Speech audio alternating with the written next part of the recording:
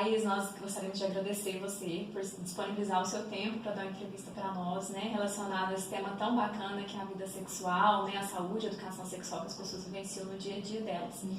E hoje nós gostaríamos de ter um bate-papo aqui com você para entender um pouquinho das demandas, até mesmo para que as pessoas que nos acompanham conheçam um pouco melhor do seu trabalho e essa temática das disfunções das dores, né? Nesse sentido, como que as mulheres vivenciam isso no dia a dia delas, né? Mas antes a gente gostaria de conhecer um pouquinho mais de você, né? Quem que é a Thaís, o que fez você procurar a área da ginecologia e a terapia sexual? Primeiramente eu agradeço a oportunidade, né? Sempre que eu sou convidada é uma honra para mim poder contribuir de alguma forma. E meu nome é Thaís França, eu sou ginecologista e terapeuta sexual, fiz minha residência de ginecologia e obstetrícia aqui na UFO e a minha pós-graduação em sexualidade pela USP de São Paulo. Na graduação, na residência, a gente atende muitos pacientes, né, entre esses pacientes, muitas mulheres, e a queixa da sexualidade, né, é uma queixa muito comum, causa muito desconforto, muito sofrimento, e são queixas que, pelo menos na minha graduação, né, na nossa residência, nós não tínhamos um serviço tão especializado nessa área. E era uma demanda muito grande, é uma demanda muito grande, e aí por isso, terminando, eu fui me interessando pela área, e pela demanda enorme, eu me interessei por especializar na área. Que bacana. E quanto tempo já que você atua na área? Já são 3 anos. 3 anos. E conta um pouquinho para nós quais são as disfunções vinculadas à dor mais comum e os seus sintomas que você vivencia hoje no seu trabalho. Então, quando a gente faz, né, uma anamnese, uma investigação clínica com essa paciente e ela vem com a queixa de dor, algumas questões precisam ser detalhadas e investigadas, né? Então, essa dor pélvica, né? Ela já tem essa dor há quanto tempo, né? Uma dor pélvica crônica, ela é caracterizada quando a paciente relata uma dor por um tempo maior de 6 meses, né? Quais são os fatores de melhora, de piora? Está relacionado com o período menstrual ou não? Né? É um desconforto que piora com a relação sexual ou não?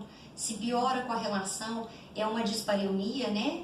Que é a dor ao coito. Essa dor ao coito é quando o pênis está iniciando a penetração, é quando já está lá no fundo. Então, uma série de questões precisam ser investigadas, se tem febre ou não, dor para fazer xixi ou não, né? Corrimento ou não.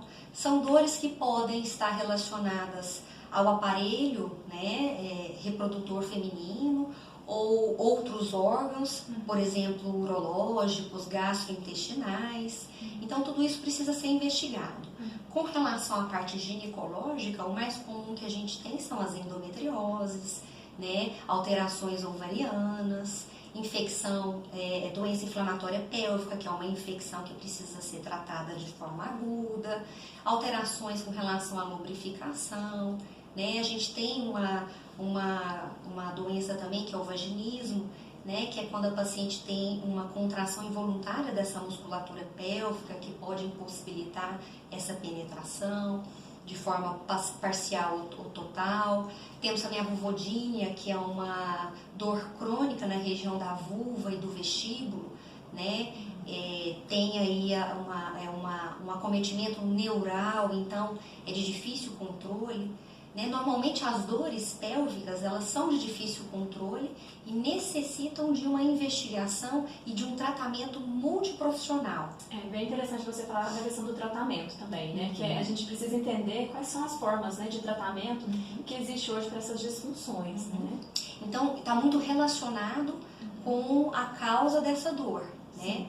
Então, e o tratamento é multiprofissional, não tem como a gente fugir disso.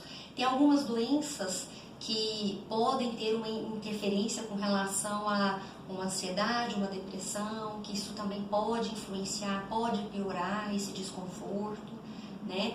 São medicações que podem ser antibióticos, medicações analgésicas, a fisioterapia pélvica também vem para nos auxiliar nessas questões.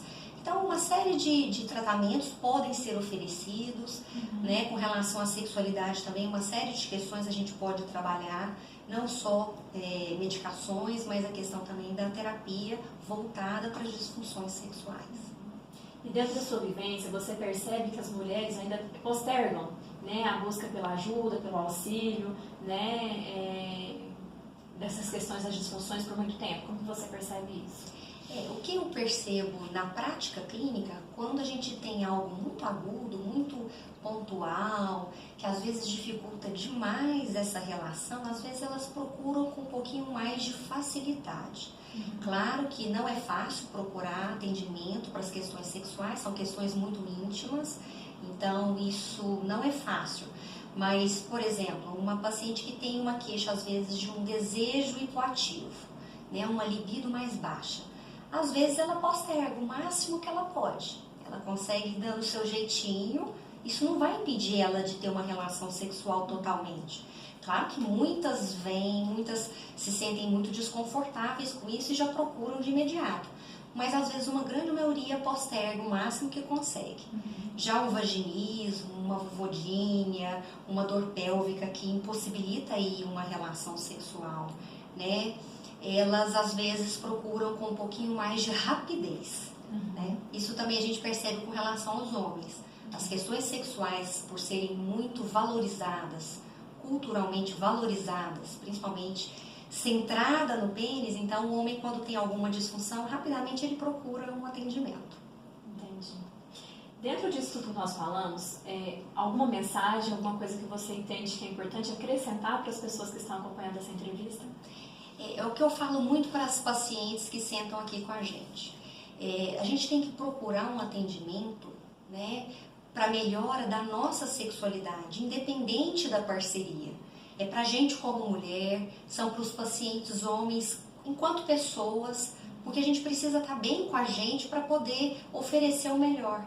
E quando a gente não está bem, né, tem alguma coisa incomodando, uma incapacidade, em qualquer área, não só nas questões sexuais, né, e a gente vai postergando o sofrimento, quando a gente procura um atendimento adequado e percebe o alívio, né, a melhora. Muitas das vezes o paciente percebe que, nossa, posterguei ao máximo, né? Então a gente tem condição de tratar, de auxiliar. Então as pessoas precisam entender isso. A gente quer viver mais, mas a gente quer viver com qualidade. Então a gente quer viver bem. Então essa ação global, no atendimento global ao paciente, ele é fundamental. Então as pessoas precisam entender. Tem tratamento, tem auxílio, tem ajuda, por que não procurar? Então, nesse sentido, a gente tem que procurar para a gente mesmo, enquanto pessoas. Que bom. Thais, muito obrigada. Nós do Crescex agradecemos toda a sua disponibilidade para dar essa entrevista, né, esse bate-papo aqui conosco, para esclarecer para as pessoas, né, todo esse contexto voltado para a área da sexualidade. E muito obrigada mesmo, tá? Eu que agradeço e nós estamos sempre aqui. Tá bom. Tá bom? Obrigada. Obrigadão.